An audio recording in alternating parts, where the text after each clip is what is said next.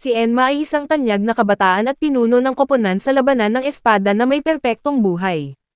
Isang ordinaryong araw matapos mag-ensayo, pauwi na siya nang biglang kumalat ang makapal na hamog. Sa isang kurap, isang dambuhalang kabayo ang sumagasa sa kanya na nagpawala ng kanyang malay. Nagising siya sa loob ng isang kabaong, at gamit ang isang malakas na suntok ay winasak niya ito upang makalabas. Laking gulat niya nang makitang pinapaligiran ang buong lugar ng mga salamin at mga taong may mahiwagang balabal, ngunit akala niya ay nananaginip lang siya hanggang sa sumulpot ang isang misteryosong lalaki. Sinabihan ito ni Enma na lumayo dahil kahina-hinala ang itsura nito, ngunit mahinahon na ipinaliwanag ng lalaki na pinili si Enma ng salamin ng kadiliman para pumasok sa Night Raven Academy, ang sikat na paaralan ng mahika na may 7 pangkat na katulad sa kwento ni Harry Potter. Nilinaw agad ni Enma na hindi siya kailanman gumagamit ng mahika, na ikinagulat ng lahat ng naroon. Dahil walang mahika, nagpasya si Enma na umuwi na lang at naglakad patungo sa tarangkahan. Habang nagtataka ang lalaki kung bakit may tatanggi sa akademya, biglang nabasag ang mga salamin at sumulpot ang isang kakaibang nilalang na nagsabing siya na lang ang papalit sa pwesto. Nagulat si Enma dahil nakakita siya ng pusang nagsasalita, ngunit nagalit ang nilalang, at nagprotesta na hindi siya isang pusa kundi si Grim na magiging pinakamalakas na salamangkero. Pinagtawanan lang siya ng mga estudyante, sinabing imposibleng maging salamangkero ang isang pusa. Dahil dito, nagngit-ngit sa galit si Grim at nagbuga ng asul na apoy mula sa kanyang bibig na pumuno sa buong bulwagan. Ang lalaki na lumabas na siya pala ang punong guro ay nanatiling mahinahon, at humingi ng tulong upang pigilan ang mapanganib na pusa. May ilang estudyanteng nagboluntaryo upang makakuha ng dagdag na marka, habang ang mga mayayabang ay naupo lang at ang iba naman ay natuwa sa palabas. Sa gitna ng kaguluhan, isang estudyanteng may pulang buhok ang humakbang pasulong na puno ng puot dahil sa pagsira sa reputasyon ng akademya.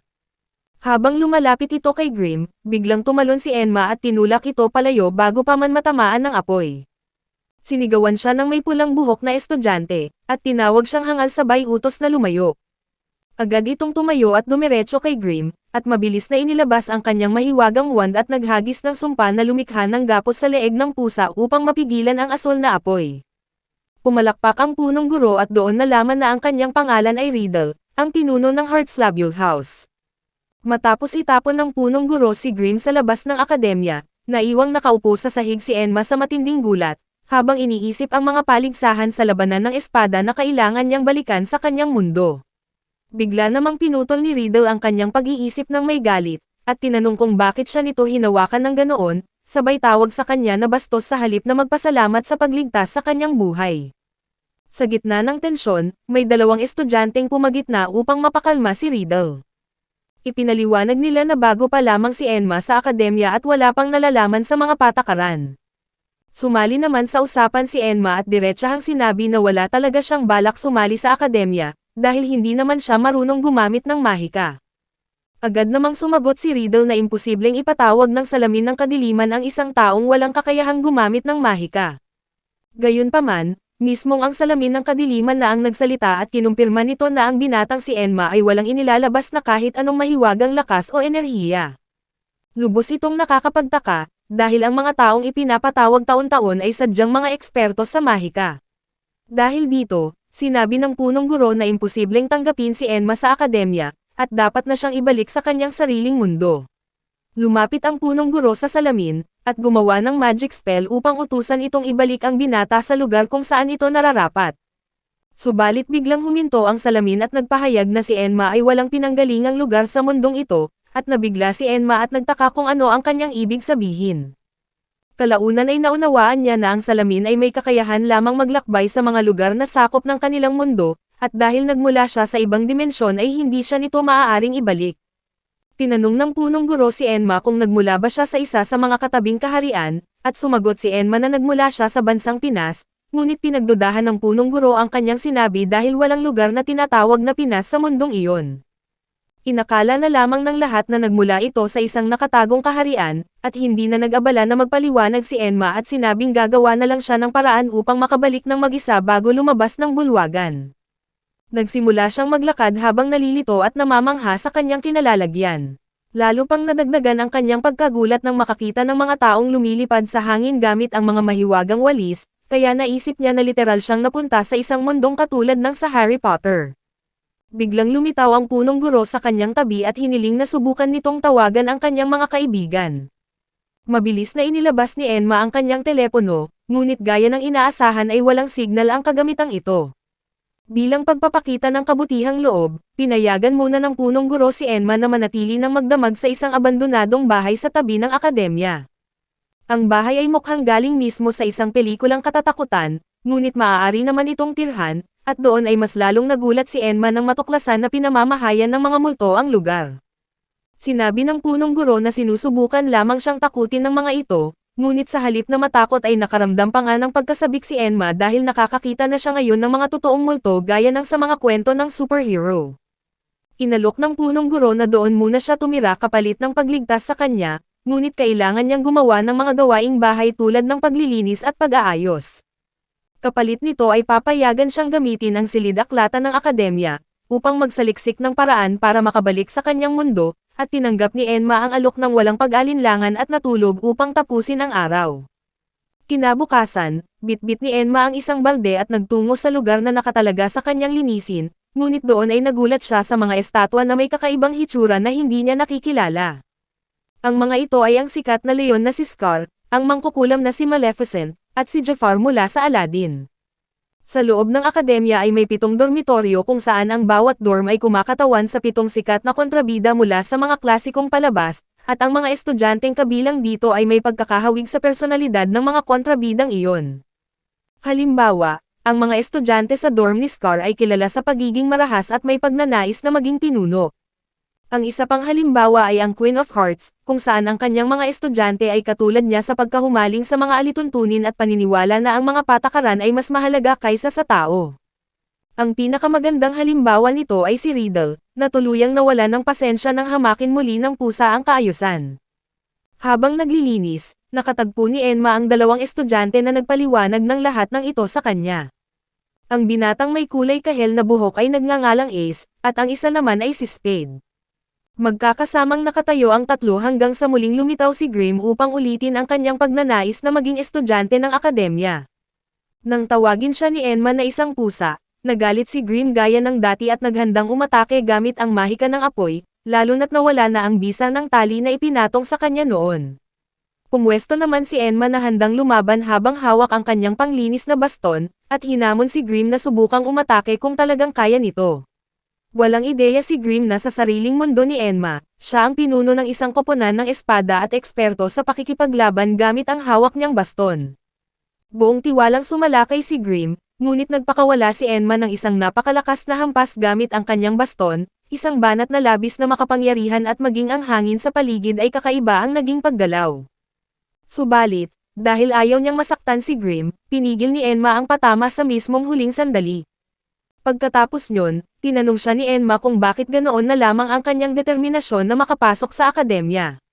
Malungkot na sumagot si Grim na bata pa lamang siya ay pangarap na niyang mag-enroll doon, ngunit palagi siyang tinatanggihan dahil sa siya ay isang halimaw at pinagtatawanan ng lahat.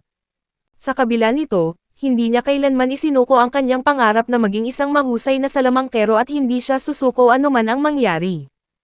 Ang mga salita ni Grim ay labis na nakaantig kay Enma, dahil naalala niya ang isa sa kanyang mga kaibigan sa koponan ng fencing, na nagsabi ng katulad na bagay matapos itong pagtawanan dahil sa pisikal nitong kahinaan. Kaya naman sinabihan ni Enma si Grim na patuloy na habulin ang kanyang pangarap at iniwan niya ito. Sa sandaling iyon, lumapit si Ace at sinabing ang simpleng pagsubok lang ay hinding-hindi magiging sapat para makapasok ito sa akademya. Ang mga salitang ito ay labis na nakasakit kay Grim, at naiinis din si Spade kaya sinabihan niya si Ace na magsalita ng mas may paggalang, dahil masyadong marahas ang kanyang mga salita at hindi isinasaalang-alang ang nararamdaman ng iba. Malamig na sumagot si Ace na wala siyang pakialam at naghanda ng umalis, ngunit si Grim na galit pa rin ay sinalakay siya gamit ang mahiwagang apoy. Sumagot naman si Ace sa pamamagitan ng salamangka ng hangin, at sinubukan nina Enma at Spade na pigilan ang away ngunit hindi sila nagtagumpay. Nagpatuloy ang salpukan hanggang sa bumagsak si Ace sa lupa, at sinamantala ni Grim ang pagkakataon upang magpakawala ng isang napakalakas na apoy sa kanya.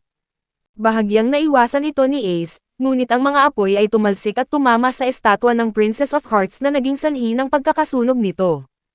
Itinuturing itong isang malaking sakuna dahil ang mga estatwang ito ay kinikilala bilang mahahalagang simbolo ng akademya. Samantala, mabilis na tumakas si Grimm sa pinangyarihan habang ang tatlong kabataan ay naiwang nakatulala sa matinding gulat at hindi malaman ang gagawin. Bigla namang dumating ang mismong headmaster at nakita ang nangyari. Labis itong nagalit at idineklara na ang naganap ay hindi mapapatawad, kaya nagpasya siyang tanggalin silang lahat sa paaralan. Natigilan si Spade at hindi makapaniwala na matapos makapasok sa pinakadakilang paaralan ng Salamanca sa buong mundo, ay mapapatalsik siya ng ganoon kabilis. Nakiusap si Spade sa headmaster na bawiin ang desisyon at nangakong gagawin ang kahit ano, sabay sabing hinding-hindi siya mapapatawad ng kanyang ina kung uuwi siyang pinatalsik sa paaralan. Dahil dito, nagpasya ang headmaster na bigyan sila ng huling pagkakataon.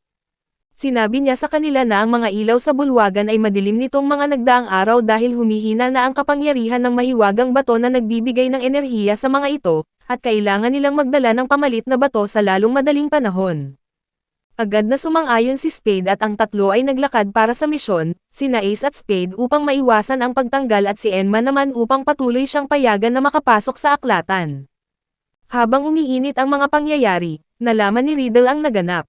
Humingi siya ng pahintulot sa headmaster at umalis na sobrang galit na parang sumasabog na bulkan, habang nangangakong parurusahan ang sinumang nang ahas na lumabag sa mga tuntunin anuman ang maging kapalit. Sa kabilang dako, nakakita ang ating mga bida ng isang bahay sa kanilang harapan at nagtungo roon sa pag-asang makakahanap ng anumang kapaki-pakinabang. Sa kasamaang palad, ang bahay ay ganap na abandonado, walang tao sa loob at walang anumang magagamit. Pagkatapos nyon, nalaman ng mga kabataan na mayroong isang minahan sa malapit kung saan malamang na matatagpuan ang mahiwagang bato. Iminungkahi ni Spade na magtungo roon, ngunit nagbabala si Ace na ang lugar na iyon ay magiging napakadelikado. Sa sandaling iyon, napansin nila ang isang kandila at nagpasyang gamitin ito, ngunit ang problema ay kung paano ito sisindihan. Iminungkahi ni Enma na gumamit ng salamangka, ngunit sinabi ni Ace at Spade sa kanya na ang kanilang mahiwagang lakas ay tuyot na, at ang salamangka ng apoy ay hindi madaling gamitin. Biglang lumabas si Grimm at sinindihan ang kandila para sa kanila, sabay binunyag na kanina pa niya sila sinusundan dahil naghahanap din siya ng makapangyarihang mahiwagang bato upang mapalakas ang kanyang sariling kapangyarihan. Nagpa siya ang grupo na isama siya sa minahan, sa kahabaan ng daan ay nagmalaki si Grimm at nagastang mayabang, habang isinisigaw na sila ay kanyang mga tagasunod lamang at siya ang pinuno kaya dapat ay nasa unahan siya. Ang lahat ng kayabangang ito ay ganap na naglaho nang marating nila ang pasukan ng minahan, dahil bigla siyang nasindak sa nakatatakot nitong anyo. Pumasok ang grupo sa minahan at nagsimulang maghanap ng mahiwagang bato, ngunit ilang minuto pa lamang ang lumipas nang makarinig sila ng isang kakaibang tunog. Gaya ng inaasahan, nakita nila na may mga lupang lumilipad sa hangin at nalaman nilang may kung anong gumagalaw sa loob ng minahan. Nang walang pag-alinlangan, nagtago sila sa likod ng isang bato at pinatay ni Enma ang kandila. Isang dambuhala at kakaibang halimaw ang lumitaw na sumisigaw ng walang dahilan, at ang boses nito ay lubhang nakakatakot. Ang apat ay nanatiling nakatago sa matinding takot hanggang sa lumayo ang halimaw. Sa sandaling iyon, muntik nang bumahing at lumikha ng tunog si Grimm, kaya mabilis na tinakpan ng lahat ang kanyang bibig upang hindi mabunyag ang kanilang kinaroroonan. Sinabi ni Spade na lalabanan niya ang halimaw dahil malaki ang posibilidad na nasa kanya ang mahiwagang bato. Mahigpit na tumutol sina Ace at Enma, sabay tanong kung nawawala na ba ang kanyang bait, ngunit sumagot siya na hindi niya hahayaang mapatalsik siya sa akademya anuman ang mangyari, at hinding-hindi siya susuko. Mabilis na sumugod si Spade patungo sa halimaw, na agad namang umatake sa kanya sa sandaling makita siya nito. Bahagyang naiwasan ni Spade ang patama nito at napagtanto niyang napakalaki ng lakas ng kalaban ngunit mabagal itong kumilos.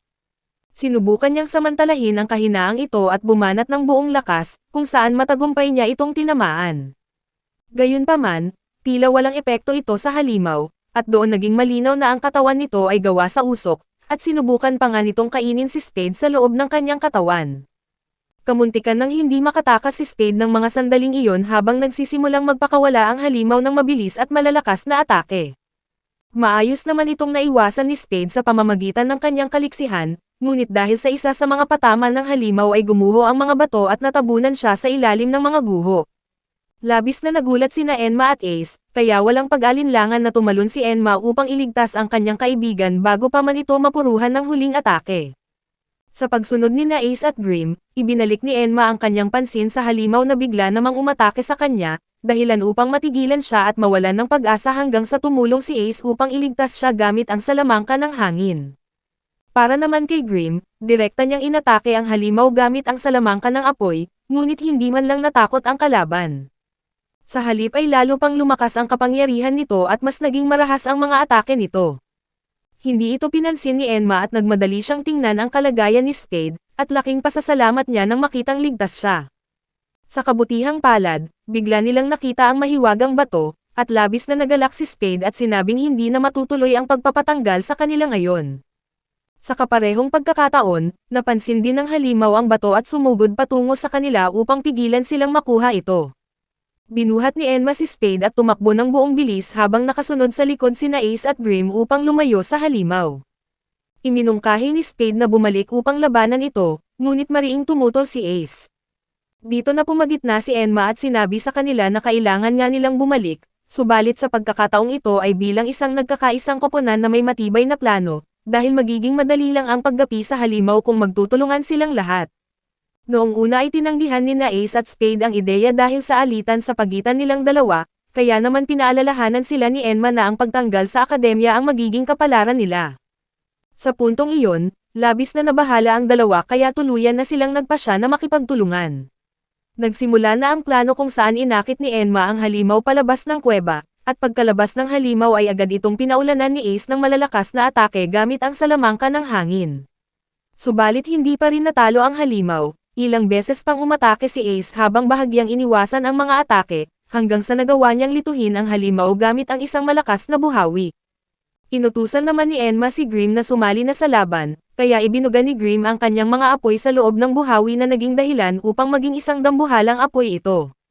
Pagkatapos niyon ay sumali na rin si Spade at ginamit ang kanyang salamangka upang magpatawag ng mga higanteng bakal na ginamit niya sa pag-atake.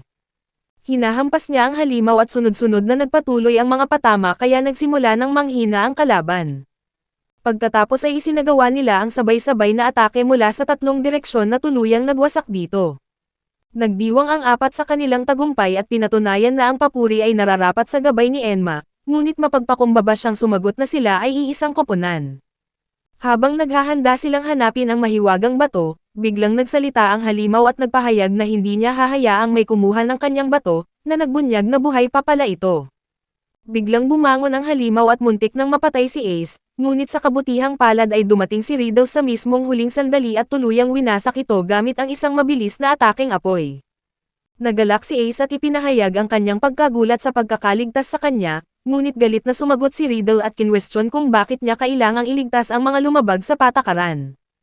Binigyang diin niya na ang paglabag sa mga patakaran ay hindi mapapatawad at parurusahan niya sila ng matindi, habang kinukutsa pa sila dahil sa tagal nilang napatay ang isang mahinang halimaw, lalo pa at si Riddle ang pinuno ng dormitoryong Heartsile kung saan nabibilang sina Ace at Spade, at dahil ang dormitoryong ito ay kumakatawan sa reynang mahilig sa patakaran na Queen of Hearts, inaasahan na talaga ang kanyang kahigpitan. Inutos ni Riddle na dalhin palayo sina Ace at Spade, na kinakaladkad naman habang sumisigaw. Habang nakatayong walang magawa si Enma, nagpatuloy na lamang siya sa pagkuha ng mahiwagang bato upang maibalik ito sa akademya at mailigtas ang kanyang mga kaibigan mula sa pagtanggal. Sinubukan ni Grim na kunin ang bato ngunit pinigilan siya ni Enma. Nagpaliwanag si Grim na naubos na ang kanyang lakas sa salamangka at umaasa lamang siyang mabawi ang kanyang lakas, ngunit tumanggi si Enma na ibigay sa kanya ang bato.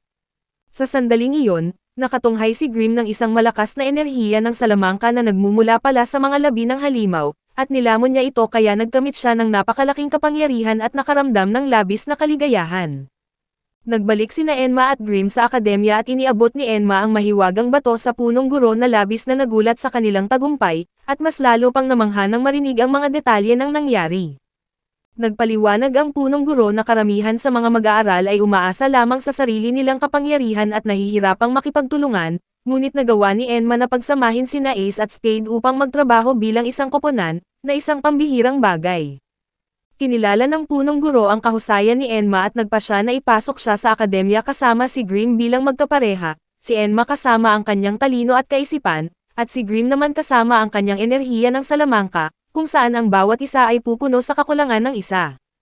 Lumundag si Grimm sa tuwa dahil sa umaapaw na kaligayahan, habang nakikita naman ito ni Enma bilang isang magandang pagkakataon upang makakilala ng mga bagong tao at maghanap ng paraan upang makabalik sa kanyang sariling mundo.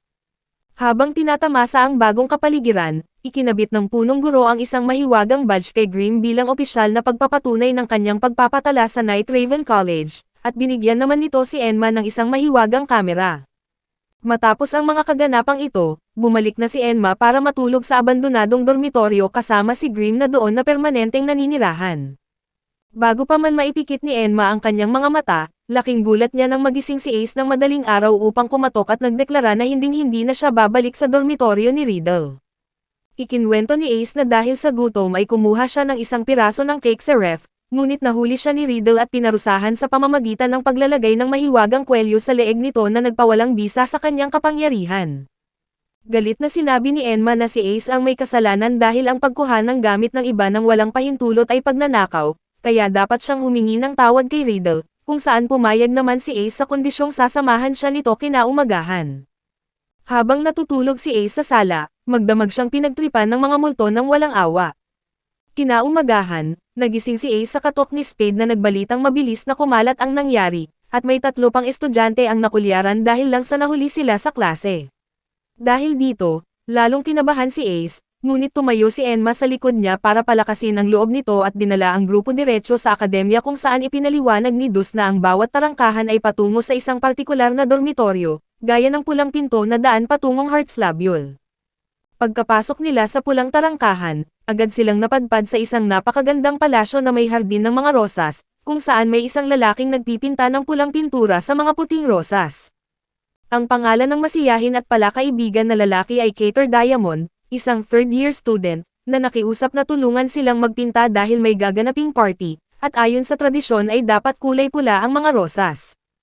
Kumuha sina Ace at Enma ng mga balde upang mano-manong kulayan ang mga ito, habang sumablay naman ang spell ni Dus at sinunog naman ni Grimm ang mga halaman.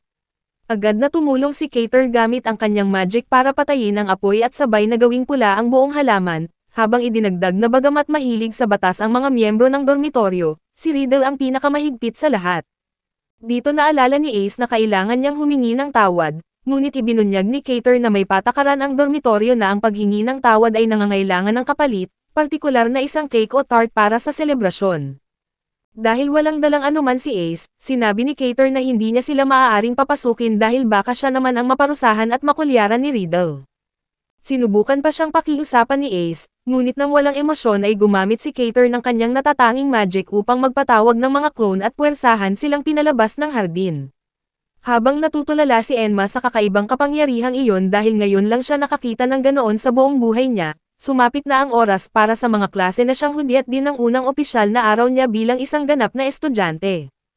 Tinanong ni Dus si Enma tungkol sa klase nito, at doon nila natuklasan na silang apat pala ay magkakaklase, kaya sabay-sabay silang naglakad para simulan ang kanilang araw sa paaralan. Ang unang asignatura ay tungkol sa alchemy sa ilalim ni Professor Dives, na kilala sa kanyang pagiging kakaibang tao.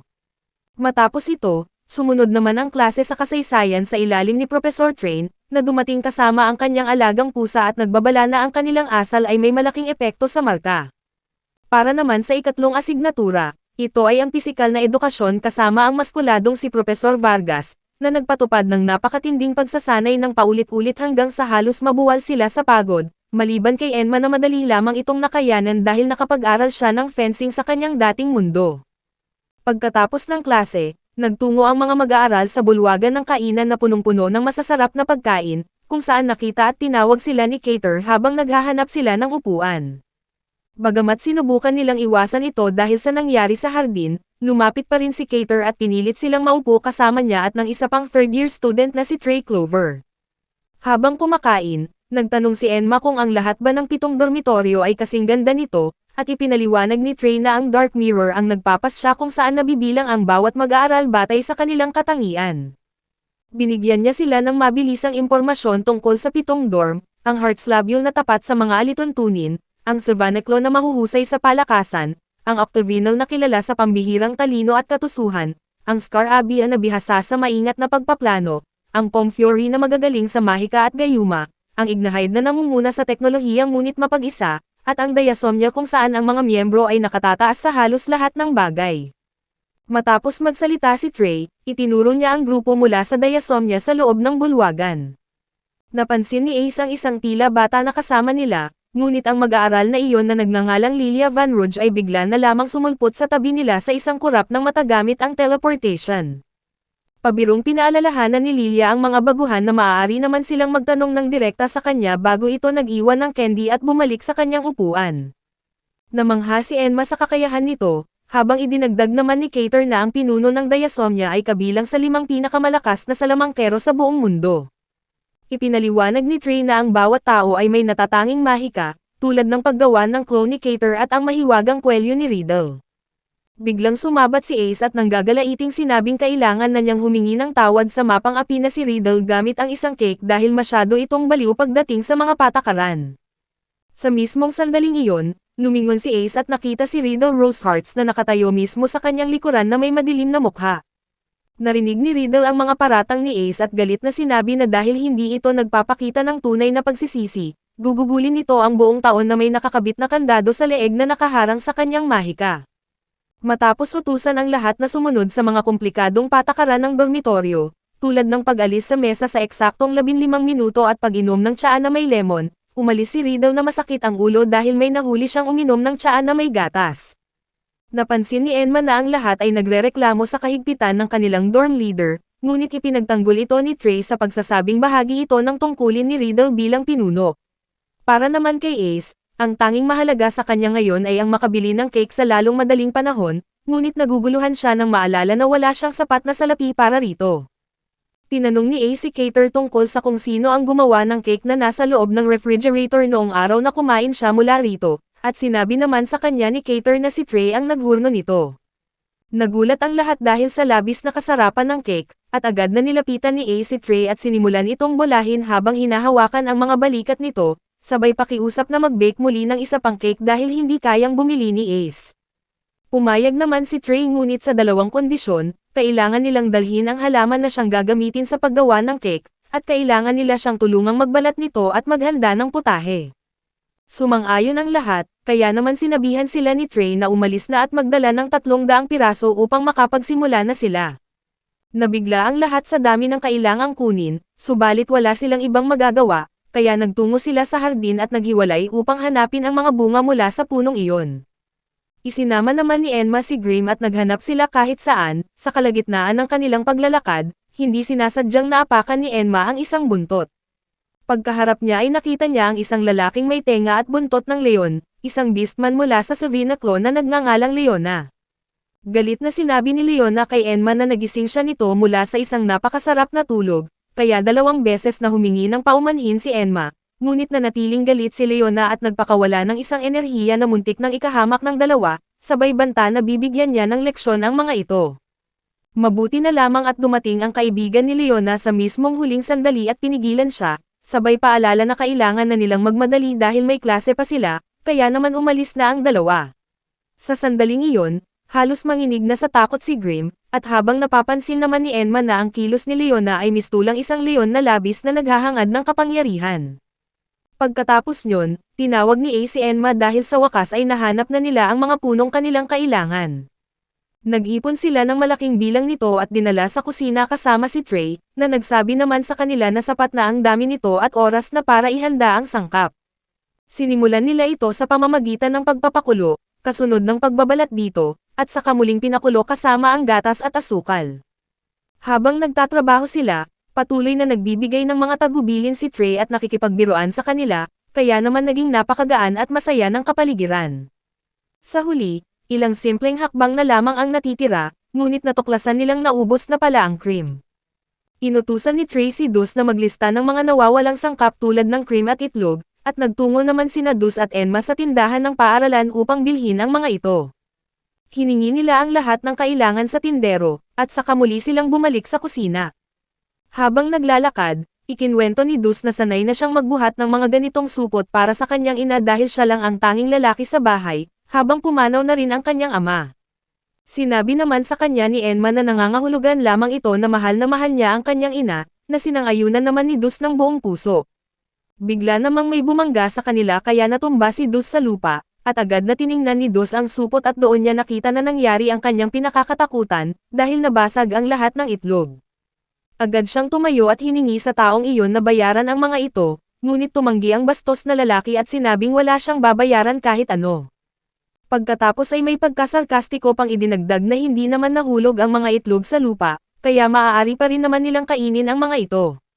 Sumabog sa galit si Dus at nagbanta na bubugbugin niya ito hanggang sa matauhan. May paghahamon namang sumugod ang lalaki, ngunit mabilis na nasalag ni Dus ang atake nito at pinakawalan ang isang napakalakas na suntok sa mukha na nagpabuwal sa kanya.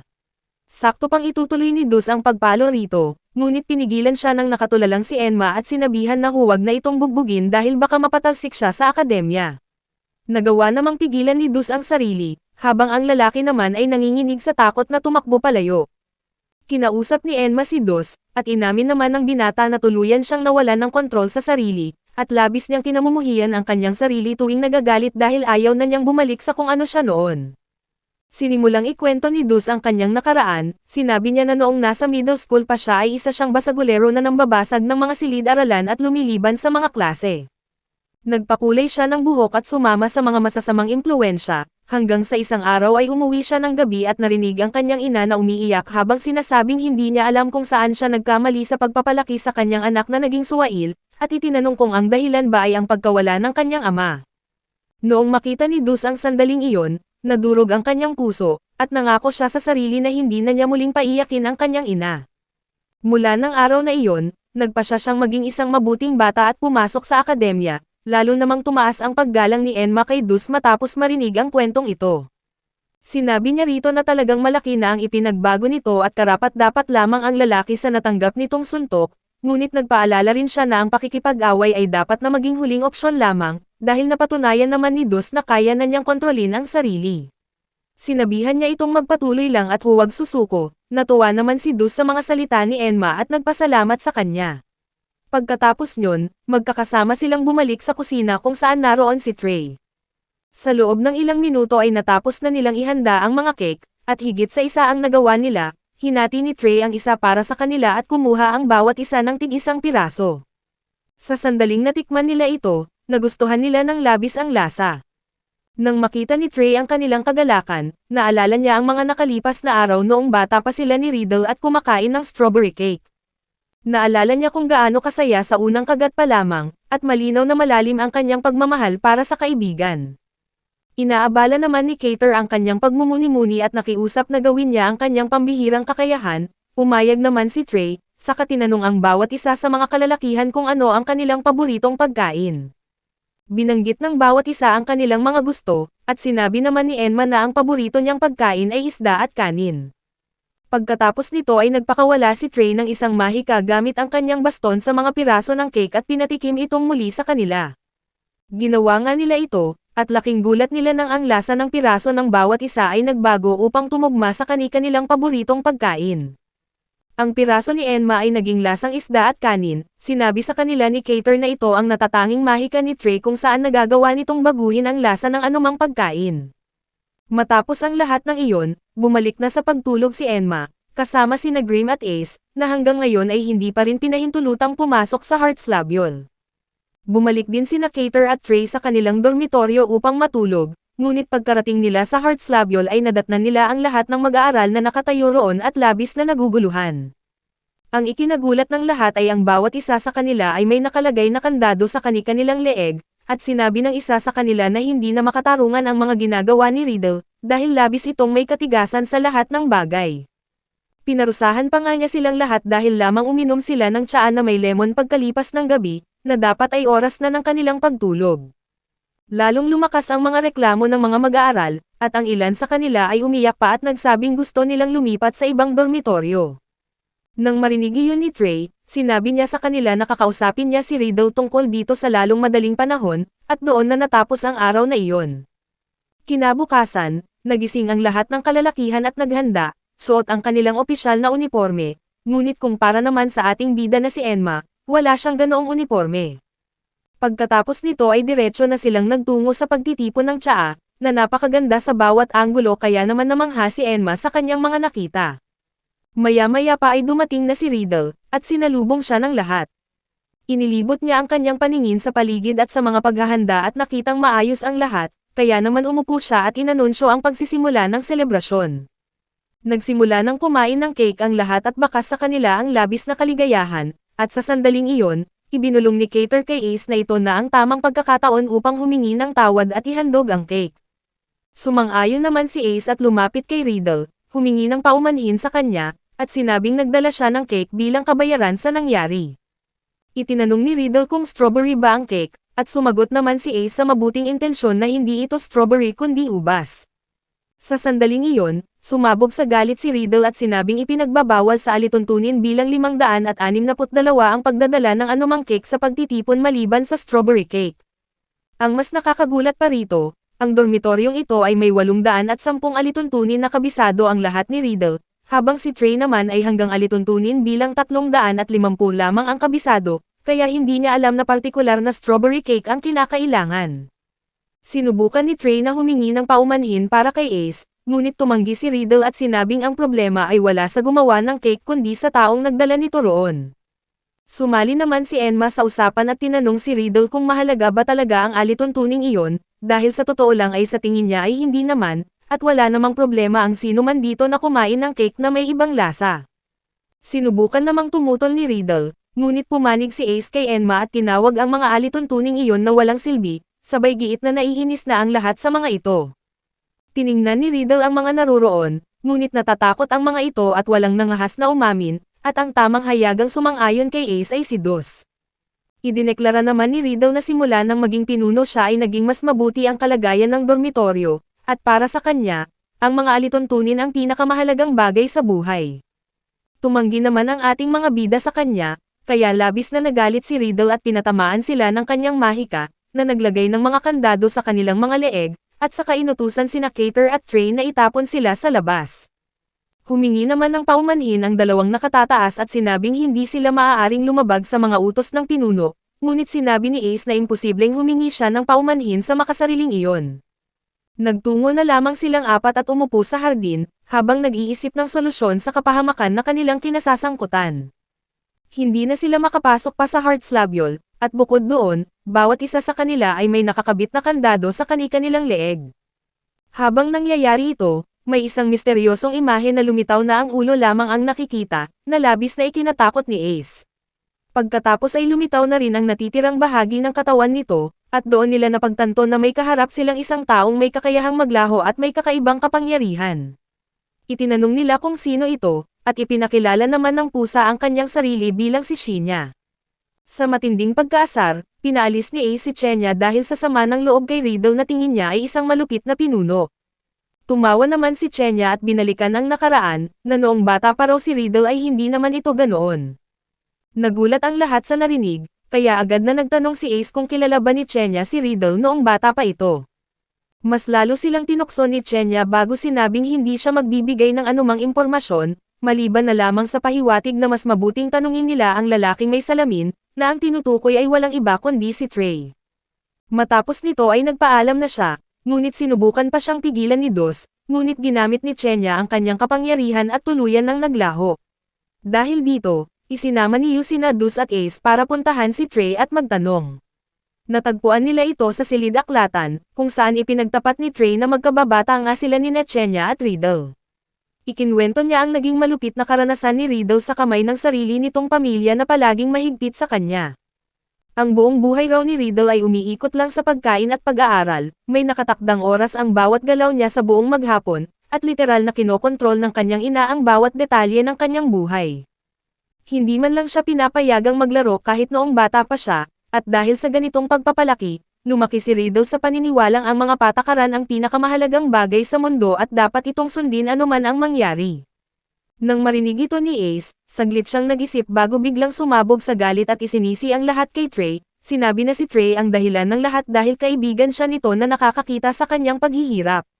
Sa halip na tulungan at gabayan ito sa tamang landas, natakot lang daw si Trey na masaktan ang damdamin ni Riddle, kaya pinabayaan niya itong malunod sa ganoong pag-iisip hanggang sa kinamuhian na ito ng lahat at naging mapag-isa. Idinagdag pa ni Ace na hindi iyon ang tunay na pagkakaibigan, dahil ang totoong kaibigan ay sasamahan ka sa oras ng kagipitan. Lubos na nabigla si Yu at Dus sa naging reaksyon ni Ace, at sa mismong sandaling iyon, dumating ang punong guro at sinabing napakasimple lang ng solusyon sa problema.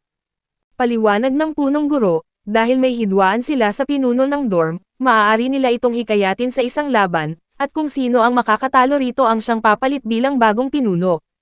Sinabi pa niya na ito rin ang mismong paraang ginamit ni Riddle para makuha ang kanyang posisyon, at nagustuhan ng husto ni Ace ang ideyang ito at buong yabang na sinabing mananalo siya para maging bagong pinuno. Nagsimula pa siyang mag-ilusyon na humihingi ng paumanhin sa kanya si Riddle at tinatawag siyang Ginoong Ace. Nagpa siya rin si Dos na hahamunin niya si Riddle. Nais man sa kanila ng punong guro ang swerte, ngunit nagbabala rin na mag-ingat dahil mahika lamang ang maaaring gamitin sa labanang ito.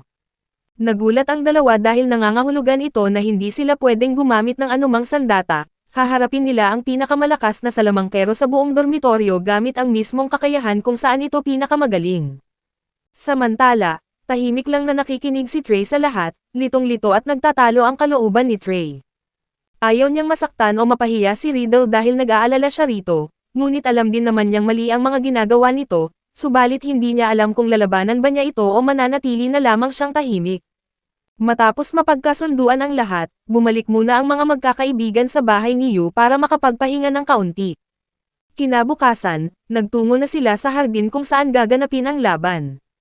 Nagtipon-tipon ang lahat ng mga estudyante para abangan ang resulta, at pinagsuot naman ni Yu si Dus ng helmet, tsaka tumayo sa malayo para mag-cheer sa kanila. Hiniling ng punong guro kay Riddle na alisin muna ang mga selyo para makagamit ng mahika ang mga naghahamon at maging patas ang laban. Sumunod naman si Riddle, sabay banta na huwag silang mag-alala dahil kapag natalo niya ang mga ito ay ibabalik din niya agad ang mga selyo sa kanilang mga leeg. Hinamon naman siya ni Ace na ilabas ang lahat ng kanyang galing, at inanunsyo ng punong guro na magsisimula ang laban sa sandaling mabasag ang salamin. Hinagis niya ang salamin sa lupa, at sa mismong saglit na tumama at nadurog ito, nagpakawala si Riddle ng isang napakabilis na sorpresang atake. Agad niyang naibalik ang mga selyo sa leeg ng dalawa, dahil isa itong pag-ataking gamit ang mahika, ganap itong pinapayagan sa patakaran. Natigilan sa gulat sina Yu at Grim, at maging sina Dus at Ace ay hindi makapaniwala sa bilis ng pangyayari at kung paano sila natalo ng ganoon kabilis. Puno ng kayabangan na naupo si Riddle at sinabing hindi man lang umabot ng 5 segundo ang laban, at idineklara ng punong guro na si Riddle ang nagwagi. Doon na nagsimulang magmalaki si Riddle na siya ang tama sa huli, at kinutya pa sina Dus at Ace sa pagsasabing malamang ay lumaki ang mga ito sa masamang kapaligiran at mahinang pamilya sa paggamit ng mahika. Sa puntong iyon, nagngit-ngit sa galit si Dos dahil dinamay ni Riddle ang kanilang mga pamilya. Ngunit bago pa man siya makakilos, biglang sumugod si Ace ng buong bilis patungo kay Riddle at malakas itong sinampal sa mukha. Sinumbatan niya ito na ang pagiging mahina o malakas ng isang bata ay walang kinalaman sa pagpapalaki o sa mga magulang. Idinagdag pa ni Ace na napakayabang ni Riddle simula nang pumasok ito sa akademya kaya wala man lang itong naging kaibigan, at binalaan niya itong huwag magsasalita ng masama tungkol sa kanilang pamilya, at mas lalo nabigla si Riddle sa mga sumunod na salita ni Ace. Sinabi ni Ace na alam nilang pinalaki si Riddle sa isang napakahigpit at malupit na kapaligiran, ngunit hindi raw iyon sapat na dahilan para sa masama nitong pag-uugali, at kailangan nitong matauhan na mali ang lahat ng kanyang ginagawa. Tinapos ni Ace ang kanyang pangaral sa pagsasabing huwag itong magmalaki dahil isa lamang siyang bata na nagkataon na magaling sa mahika. Natulala si Riddle sa kanyang kinatatayuan habang bumabalik sa kanyang isipan ang mga alaala ng kabataan, kung paano tinatanggihan ng kanyang ina ang bawat hiling niya. Naalala niya na tuwing kaarawan niya, binibigyan lang siya nito ng isang simpleng cake na walang asukal, habang pangarap naman niya ang isang masarap na strawberry cake katulad ng sa ibang mga bata. Ngunit nagagalit lang ang kanyang ina at tinatanggihan ang kanyang gusto. Kinontrol nito ang bawat anggulo ng kanyang buhay, kung saan ang buong araw niya ay napupunta lamang sa pag-aaral o pagtulog, nang walang kahit isang saglit ng pahinga o paglalaro.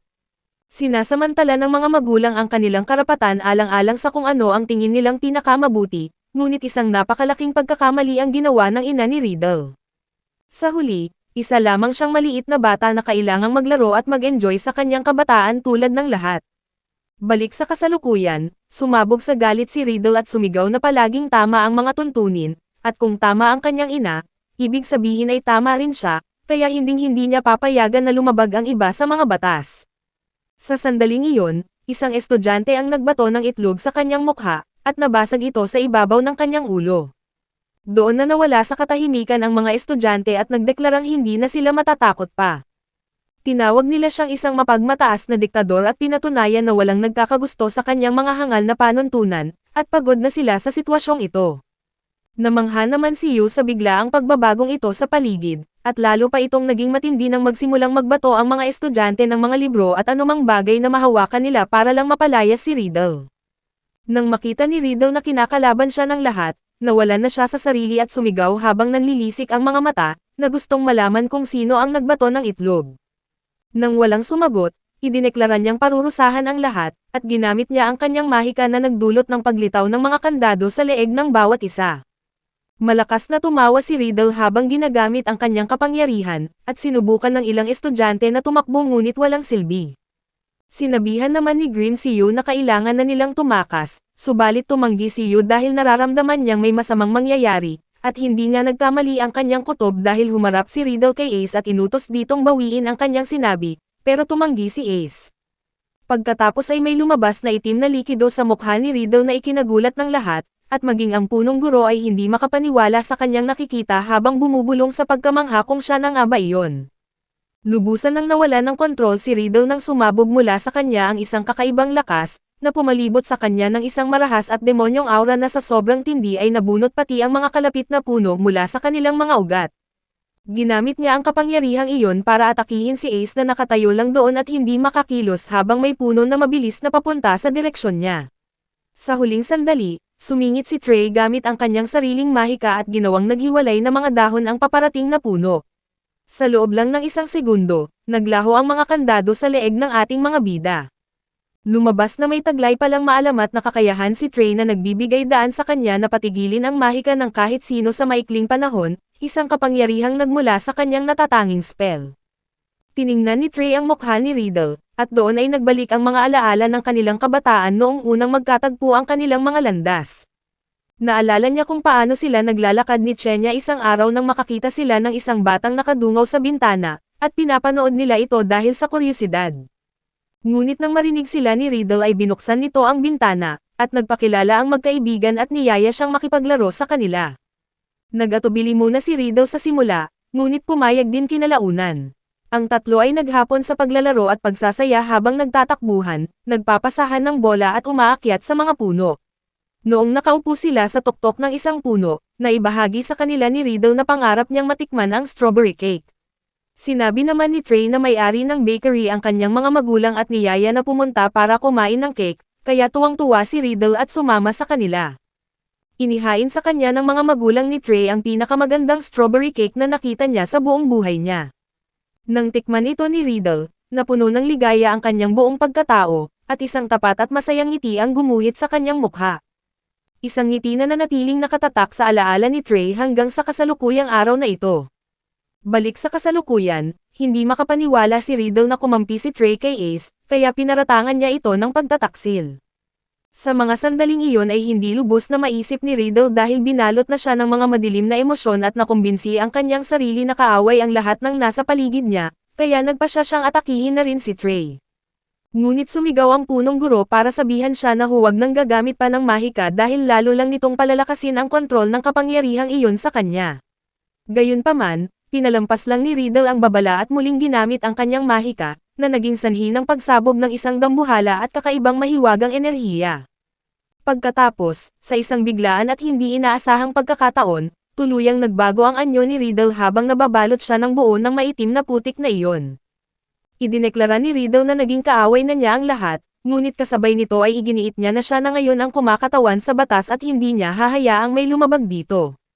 Nagpakawala siya ng isang masamang tawa at pagkatapos ay nagpatawag ng isang higanteng halimaw mula sa ilalim ng lupa.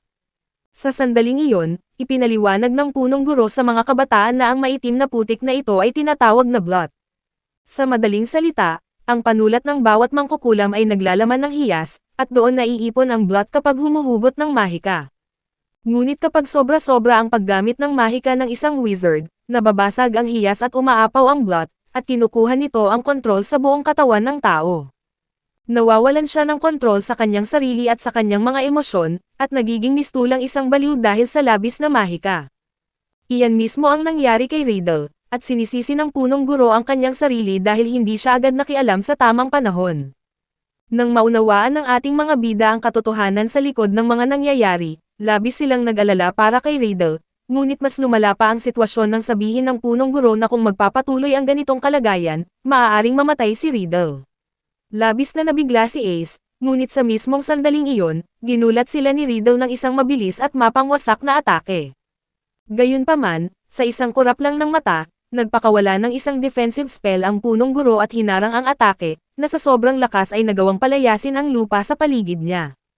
Sumisigaw si Riddle ng isang nakatatakot na tawa habang ipinahahayag na siya ang kokontrol sa lahat, at ang sinumang magtangkang humamon sa kanya ay tiyak na mapapahamak. Agad siyang nagpakawala ng isa pang atake gamit ang mga puno bilang sandata, at bagamat naharangan ng punong guro ang ilan sa mga tama, may ilang estudyante pa ring nasugatan. Ipinagpatuloy ni Riddle ang kanyang marahas na pagsalakay na nagpilit sa punong guro na muling buksan ang mahiwagang kalasag at sabihan ang lahat na tumakbo agad, ngunit walang lumikas dahil nagpa siya ang bawat isa na harapin ang kalaban.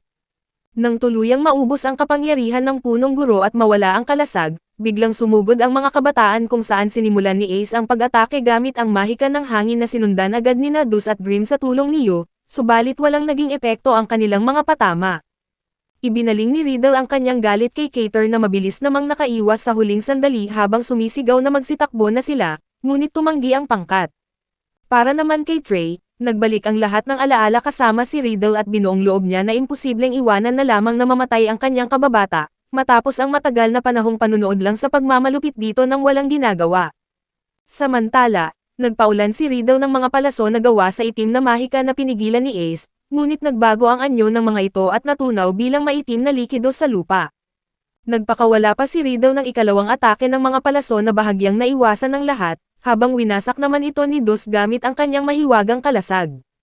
Napalibutan si Grim ng mga palaso at agad siyang niligtas ni Yu, ngunit nagsimula ng lumamon ang blood sa paligid hanggang sa namagitan si Trey gamit ang kanyang natatanging mahika upang pigilan ang kapangyarihan nito. Lalong nagalit si Riddle at nagbato ng isa pang palaso na muntik nang tumama kay Dus, subalit biglang humarang si Cater at siyang sumalo ng matinding hampas na nagpabagsak sa kanya. Gayunman, ang gulat ay mabilis na napalitan ng pagkamangha nang napagtanto ng lahat na ang nakahandusay ay isa lamang palang kopya na ginawa ni Cater. Sabay na sumugod sina Cater at Trey patungo kay Riddle habang pinipigilan ni Trey ang mga palaso gamit ang kanyang mahika, at winasak naman ni Cater ang iba pa gamit ang kanyang mga huwad na kakambal, hanggang sa sumali na rin ang buong pangkat upang pagtulungan na wasakin ang mga palaso sa isang nagkakaisang paraan habang napapansin ni Yu na unti-unti nang humihina ang konsentrasyon ni Riddle. Mabilis na kumilos si Dus at sumugod kay Riddle gamit ang buo niyang lakas, at sa tulong ng mga utos at diskarte ni Yu na gabay ang bawat galaw, naiwasan nila ang mga bagong palaso sa isang kamangha-manghang paraan. Nang magpaulan si Riddle ng napakaraming palaso na imposible nang ilagan ng mag-isa, mabilis na nagkaisa ang buong pangkat upang wasakin ang bawat isa sa mga ito nang may walang katulad na katumpakan, habang sina Ace at Trey naman ay sumusuporta sa likod. Nang ilang sentimetro na lamang ang distansya, nagpakawala sila ng isang malakas na hataw na bumasag sa proteksyon ng halimaw na naging sanhi ng pagbagsak ni Riddle sa lupa. Nagsimulang pag-isipan ni Riddle ang lahat ng nangyari at tinatanong ang kanyang sarili kung tama ba siya, habang naaalala ang pikit-matang pagsunod sa mga alituntunin at ang matinding kirot na dulot nito na nag-iwan sa kanya ng walang kaibigan. Nakikita niya ang kanyang sarili na parang pinapanood ang kanyang kabataan mula sa malayo bago tuluyang humandusay, hanggang sa may lumitaw na isang nagniningning na liwanag at may isang kamay na humawak sa kanya sa huling sandali. Binuksan ni Riddle ang kanyang mga mata at nakitang ang humawak sa kanyang kamay ay walang iba kundi si Trey na nagsabi sa kanyang magpahinga muna, na nagpadama ng malaking kaluwagan sa lahat dahil lumipas na ang panganib. Pagkatapos ay nagsalita si Riddle sa isang basag na tinig na ninais talaga niyang matikman ang cake na dinala ni Ace, kumain ng mga bawal na pagkain sa gabi, at makasalo ang iba habang naglalaro kasama ni Trey at Chenya. Humagulgol sa pag-iyak si Riddle na parang isang maliit na bata sa isang napaka-sentimental na tagpo, at sinabihan siya ni Trey na kailangan niyang humingi ng paumanhin. Tumayo si Riddle at umiiyak na humingi ng tawad sa lahat na nagdulot ng ngiti sa bawat isa, ngunit ginulat sila ni Ace nang sabihin nitong kailangang gawin muli ang salo-salo at si Riddle mismo ang dapat magdala ng cake na gawa ng sarili nitong mga kamay. Agad namang pumayag si Riddle, at matapos ipahayag ng punong guro na nalutas na ang suliranin, dinala si Riddle sa pagamutan kasama si Trey, habang naiwan naman ang apat na bida na nakaramdam ng matinding pagod matapos ang labanan. Naamoy niya ang isang masarap na halimuyak, at nalaman niyang nanggagaling pala ito sa mga labi ng halimaw ni Riddle na nagbago at naging isang makintab na mahiwagang hiyas, kaya naman agad itong nilamon ni Grimm. Gaya ng dati ay binalaan siya ni Yo, ngunit pinawi ng pusa ang kanyang pag-aalala at sinabing walang dapat ikatakot, habang tinukso naman siya ni Deuce at Ace bago silang lahat nagtawanan. Tumingin sa kanila si Cater at mahinang nagpasalamat, ngunit nang lumingon sila sa kanyang direksyon ay nagkunwari siyang wala siyang sinabi, at matapos iyon ay tulong-tulong ang lahat sa pag-aayos ng mga nasirang kagamitan at muling inayos ang paligid. Dumating ang oras para ituloy ang naudlot na kasiyahan kung saan inihanda ang lahat at muling binalikan si Riddle, ngunit sa pagkakataong ito ay hindi na siya ganoon kahigpit at sinisikap na niyang baguhin ang kanyang pag-uugali ng unti-unti. Nakakita siya ng isang puno ng puting rosas na dapat sana ay pula ayon sa mga patakaran, ngunit mahinahon lang siyang lumapit dito at siya mismo ang nagkulay gamit ang kanyang mahika na nagdulot ng gulat at saya sa mga mag-aaral. Pagkatapos nito ay inilabas niya ang isang kahon ng strawberry cake na siya mismo ang gumawa upang ipatikim sa lahat ng sabay-sabay, at bagamat sobrang pangit ng lasa nito dahil ito ang kanyang unang gawa, nagtawanan lang ang lahat habang masayang sumasabay sina Riddle at Trey. Masayang pinanood ni Yo ang buong eksena gamit ang mahiwagang kamera na ibinigay ng punong guro upang kumuha ng larawan ng mga estudyante, kung saan ang pinakamagandang kuha para sa kanya ay ang larawan kung saan nakatayo si Grimm sa harap ng pagkain. Napuno ng saya ang buong paligid at sumulpot din si Chenya sa kasiyahan para makipagbiruan kay Riddle, habang ikinwento naman ni Trey sa pangkat na si Chenya ay hindi pala nag-aaral sa Raven Academy kundi sa kalaban na paaralan na Royal Sword. Idinagdag pa niya na ang dalawang akademya ay matagal nang naglalaban sa mga torneo, at sa kabilang banda ay nagpakita rin si Leona na nagpatunay na malapit na nga ang mga kompetisyon sa pagitan ng 7 dormitoryo, na labis-labis niyang pinananabikan bilang simula ng mas matinding kaganapan.